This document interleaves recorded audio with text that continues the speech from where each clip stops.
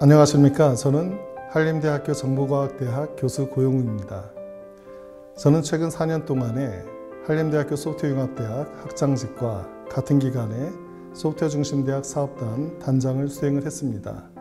단장직을 수행을 하면서 한림대학교 학생들을 위한 학부 교육, 그리고 강원도 초중고 학생들을 위한 코딩 교육을 위해서 여러 가지 활동을 진행을 했었습니다. 지금은 한림대학교에 있는 디지털 헬스케어 연구소 소장과 오픈소스 센터라고 하는 곳에서 센터장을 하고 있습니다.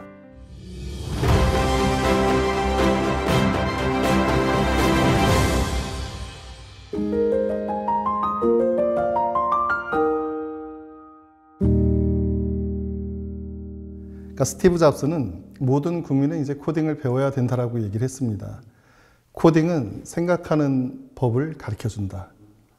그러니까 우선은 이제 생각하는 법을 가르쳐주는 거기 때문에 코딩이 이제 굉장히 중요하다라고 얘기를 하는 거고, 또 스티브 잡스만큼 굉장히 유명한 빌 게이츠는 어떻게 얘기를 했냐면은 코딩이라고 하는 거는 사고력하고 문제 해결 능력을 키워준다.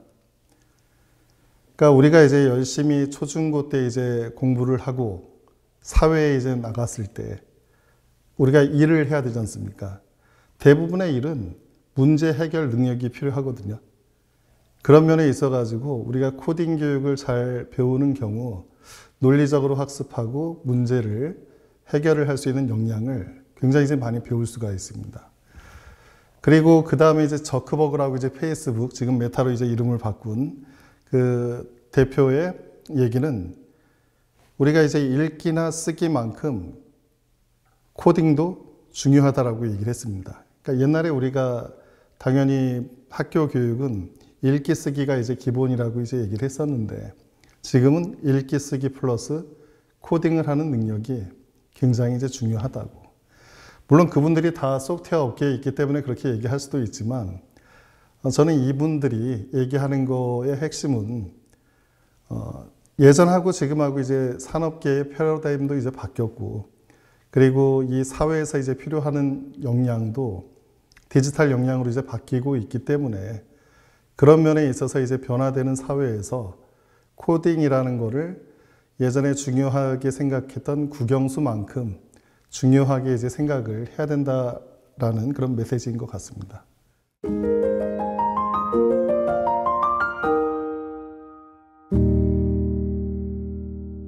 네, 코딩 교육은 우리가 이제 초중고 학생들한테는 이제 블록 코딩이라고 하는 걸 갖다가 시작을 하고 있어요. 블록 코딩이라고 하는 건 뭐냐면은 이 블록 단위로 이렇게 움직여서 그 블록마다 이제 어떤 코드의 의미가 있습니다. 예를 들면 버튼을 누르면은 오른쪽으로 이동하라는 블록도 있고, 어떤 시간이 되면은 뭐 화면에 글씨를 출력하라든지, 또는 화살표를 왼쪽으로 움직이면은 캐릭터가 이제 위로 움직이라든지, 그런 블록들을 조합을 해가지고 마치 순서도처럼 그렇게 이제 드래그 앤 드롭으로 해가지고 내가 어떤 하고 싶은 일을 갖다가 순차적으로 세팅을 해두게 되면은 나중에 런 버튼을 클릭하면은 내가 여기다가 기록해둔 그 블록 내용들이 수행이 되는 겁니다.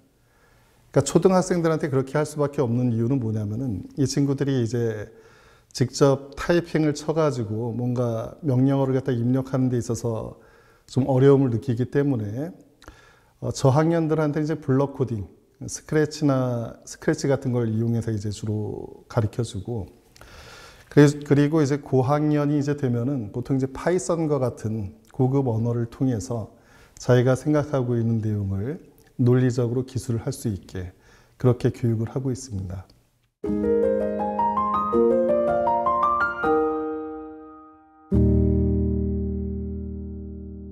누구든지 이제 사무직을 하시는 분들 같은 경우는 반복적인 일들이 있을 겁니다. 예를 들면은 상장을 100개 출력을 해야 된다라든지, 그런 걸 일일이 제가 입력을 해가지고 출력을 하려고 하게 되면은 많은 시간이 걸리지만, 그런 일을 갖다가 자동화할 수 있는 프로그래밍을 하게 되면은 많은 시간이 걸리는 일을 굉장히 이제 단축을 할 수가 있고, 이게 요즘 업무 자동화 쪽에 있어가지고 화두로 되고 있습니다.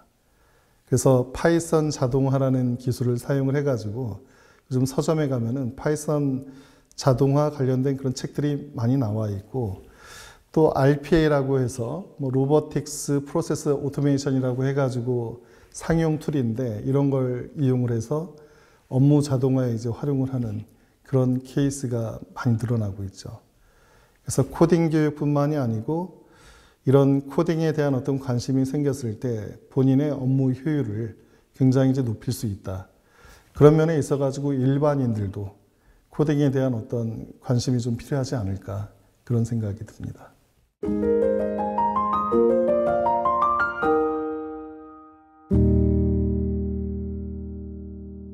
조금 전에 이제 말씀하신 게 뭐 블록체인 그리고 AI 뭐 이런 말씀을, 클라우드 이런 말씀을 하셨는데, 그런 기술들을 우리가 이제 활용을 하려고 하면은 궁극적으로 코딩을 통해서 그런 서비스를 갖다 이제 구현을 해야 되는 겁니다.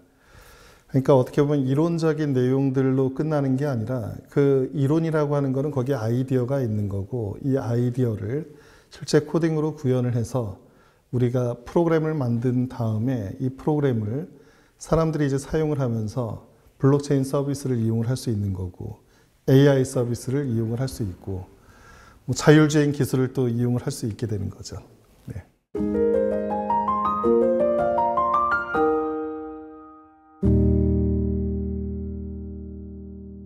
저는 어렸을 때 꿈이 기계공학자가 되고 싶은 생각이 좀 있었습니다. 그러니까 기계공학이라고 했을 때 뭐 지금처럼 거창한 게 아니라 뭐 공장에 들어가는 기계를 만들어서 좀 제조업에 기여를 한다라든지, 그런 생각을 했던 게, 뭐 예전에 이제 어렸을 때 이제 주변에 공장 같은 것들이 좀 많이 있었거든요. 거기에 있는 기계들 보면서 저런 거 만들면 재미있겠다, 뭐 그런 생각을 좀 했었습니다. 그래서 제가 처음에 이제 대학에 갔었을 때도 기계공학과를 처음에 갔었어요. 기계공학과를 처음에 이제 갔다가 2학년 1학기까지 기계공학을 공부를 했었는데 너무 재미가 없었던 거예요. 그때 우연히 도서관을 지나가다가 거기에 이제 PC가 이렇게 있더라고요. 제가 PC를 가까이서 본 건 처음이었는데, 거기에서 이제 누구나 다 이제 사용을 할 수 있게 PC가 있어가지고, 그래서 이제 PC를 좀 사용을 해봤더니 너무 재밌는 거예요. 제가 타이핑한 게 프린터에서 출력도 나오고, 뭐 프로그램도, 게임 같은 것도 있고. 그래서 도서관에 가서 이제 컴퓨터 책 빌려다가 이렇게 보면서 컴퓨터를 공부하면 재밌겠네라고 해서 과를 바꿨습니다. 그래서 이제 저는 컴퓨터를 이제 중간에 이제 바꿔서 기계에서 컴퓨터 쪽으로 이제 전공을 바꾼 다음에 컴퓨터를 전공을 하게 됐죠. 그리고 제가 컴퓨터 공부를 하면서 제 지도 교수님이 운영체제라는 분야를 하시던 분이었는데, 그 당시 이제 운영체제가 굉장히 재밌었습니다. 혹시 리눅스라고 하는 거 들어보신 적이 있었나요? 혹시? 제가 이제 처음 그 공부할 때 이제 그때 처음 리눅스가 이제 소스가 이제 공개돼서 나왔을 때였거든요. 그래서 이제 소스 코드를 다운로드 받아가지고 분석을 해볼 기회가 있었는데, 거기에 컴퓨터의 동작 원리가 다 들어가 있는 거예요. 컴퓨터가 어떻게 부팅이 되는지. 컴퓨터가 처음에 이제 부팅이 되려면은 디스크에서 뭐 제일 첫 번째 이제 블럭에 있는 데이터를 읽어서 메모리에 로딩을 하고, 그 로딩된 곳에는 어떤 코드가 들어가 있고, 얘가 실제 운영 체제를 또 읽어다가 압축을 풀어서 메모리에 적재를 하고, 뭐 이런 코드 내용들이 쭉 있는데 굉장히 재밌었어요. 그래서 운영체제에 대한 관심이 생겨가지고 운영체제를 공부를 하다가 학위를 받고, 그쪽에서 뭐 제가 강의를 계속하고 논문도 이제 그쪽으로 좀 쓰다가, 최근에는 이제 뭐 그렇게 전통적인 그 IT 분야보다는 응용 쪽으로 지금 많이들 하고 있거든요. 최근에 이제 AI가 이제 뭐 굉장히 각광받으면서 AI하고 뭐 시스템 쪽 접목된 연구하시는 분도 많고, 또뭐 한림대학교 같은 경우는 병원이 많이 있기 때문에 뭐 디지털 헬스케어 쪽, 예를 들면 AI하고 의료를 접목한 그런 연구를 한다라든지 그런 기회들이 좀 많이 제공이 되고 있어요.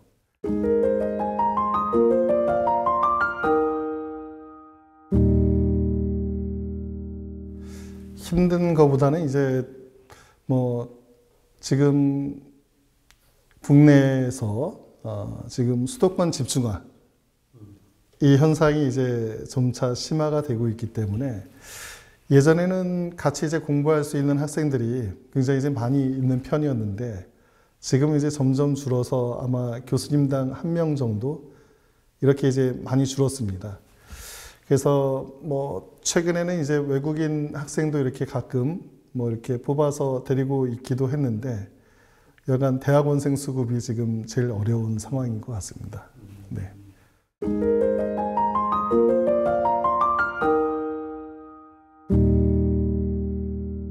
최근에 뭐 연구해서 이제 발표한 것들 중에 이제 몇 가지가 있는데 제가 운영체제를 전공을 했기 때문에 제 운영체제 부분에서 뭔가 기여한 일이 있었습니다.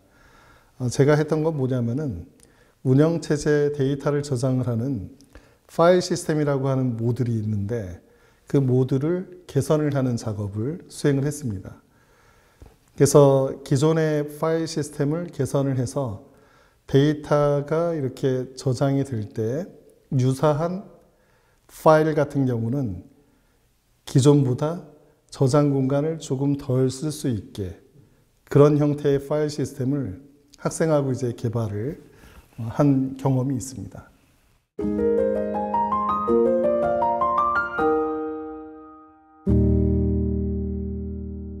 그렇진 않을 것 같습니다.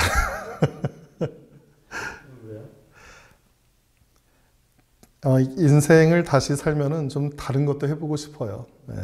제가 하고 싶은 거는 그 대학에 오니까 실질적인 개발을 하지 않고 학생들한테 이제 강의만 하게 되지 않습니까? 그러니까 실무적인 역량이 많이 떨어지는 상황이에요. 그래서 제가 만약에 다시 태어나서 이쪽 계통에서 일을 하게 된다면은 대기업에 가서 일을 하거나 또는 뭐 스타트업에 가서 일을 한번 해보거나 또는 실리콘밸리 같은 데 가서 좀 구글이나 뭐 마이크로소프트나 이런 데 가서 일을 하면서 좀 많은 사람들이 사용할 수 있는 멋진 소프트웨어를 한번 개발을 해보면은 재밌을 것 같은 생각이 듭니다.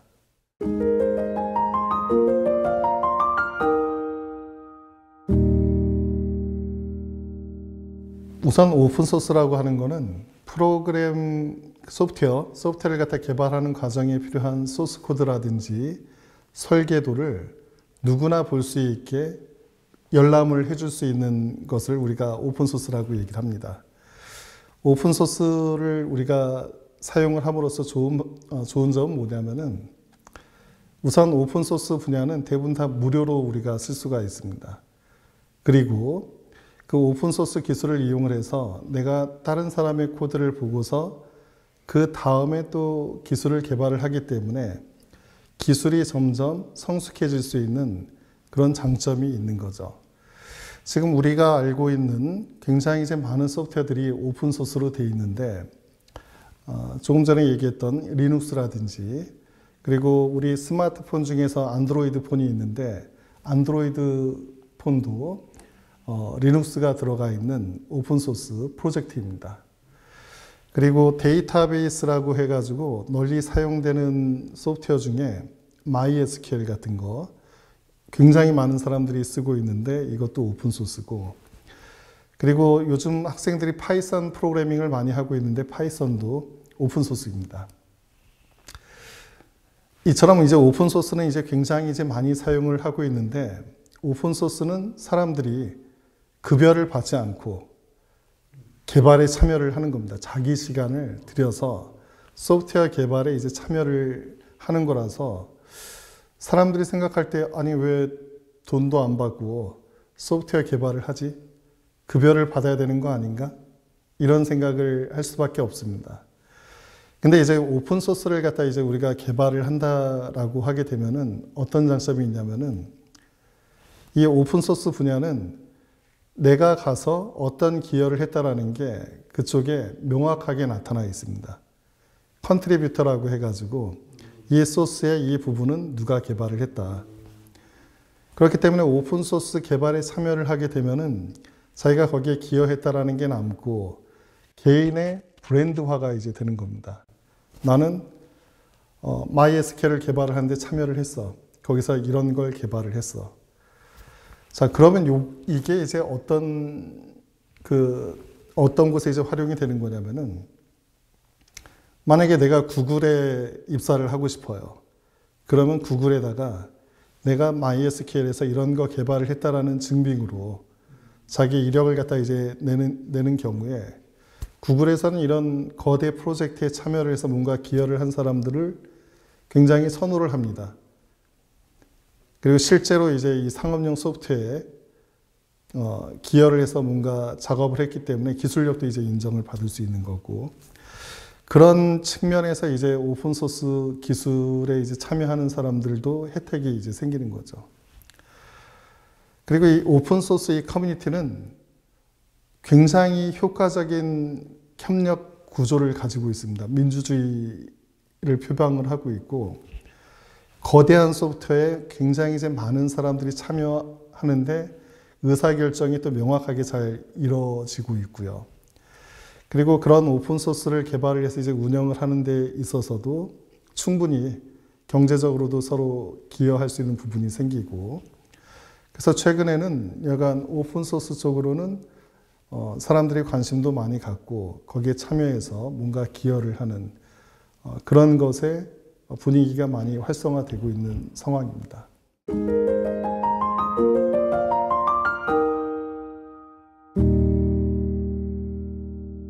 IT 분야, 특히 이 소프트웨어 분야에서 일하시는 분들 보면은 밤낮의 구분이 없이 일을 하시는 분들이 정말 많이 있습니다. 특히 어떤 문제가 생겼을 때 프로그램을 개발을 하다가 이제 문제가 생기면은 보통 잠을 안 자면서 이제 그 문제를 해결을 해야지만 되는 그런 경우들이 많거든요.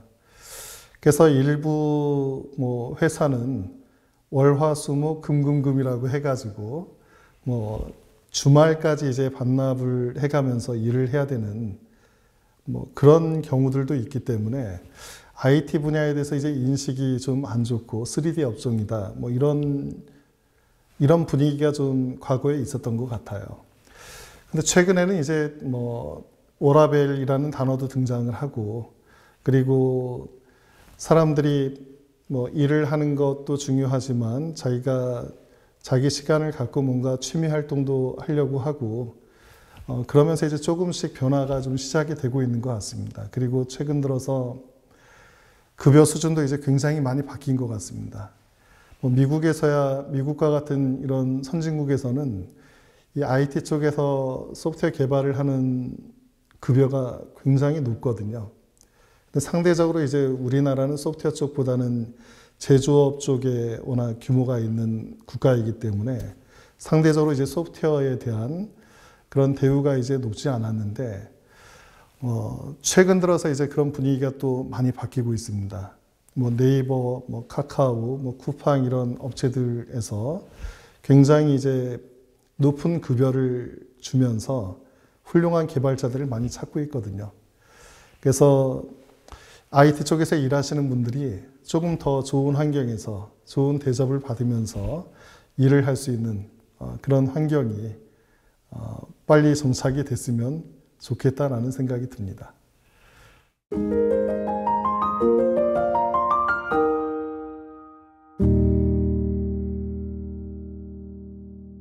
제가 정년이 앞으로 한 13년 정도 남았는데 13년 동안 이제 제가 하고 싶은 거는 우선 제가 이제 연구하는 분야 쪽에서 뭔가 실제 사용될 만한 그런 기술 개발을 했으면 좋겠다라는 작은 소망이 있고요. 그리고 제가 강의하는 내용들, 특히 이제 운영 체제나 오픈소스 쪽이나 그리고 시스템 쪽에 대해서 좀 컨텐츠를 갖다 잘 개발을 해서 우리 학교 학생뿐만이 아니라 많은 외부 사람들이 이제 볼 수 있는 컨텐츠를 개발을 해서 유튜브 등 또는 외부 사이트에다가 이제 개방을 하려는 그런 계획을 좀 가지고 있습니다. 그래서 그런 컨텐츠를 기반으로 해서 좀 쉬운 컨텐츠를 만들어서 강원 지역에 있는 초중고 학생들도 이런 컨텐츠를 보면서 코딩 교육에 좀 도움이 될 수 있는 그런 기회를 제가 한번 만들어 봤으면 하는 그런 생각이 있습니다. 앞으로 남아있는 기간 동안에 좀 더 열심히 노력해서 강원도 IT, 나아가서는 국내 IT에 기여할 수 있는 그런 일을 해보기 위해서 열심히 노력하겠습니다.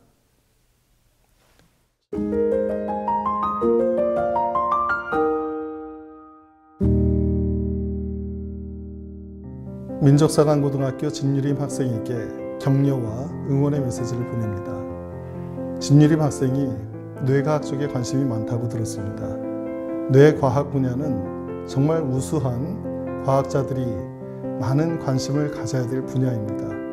뇌과학 쪽에서 우수한 결과가 나오게 되면은 인류에 굉장히 많은 기여를 할 수가 있습니다. 우리 진유림 학생이 열심히 공부해서 우리나라를 빛내줄 대표적인 과학자가 될 수 있기를 바랍니다. 파이팅!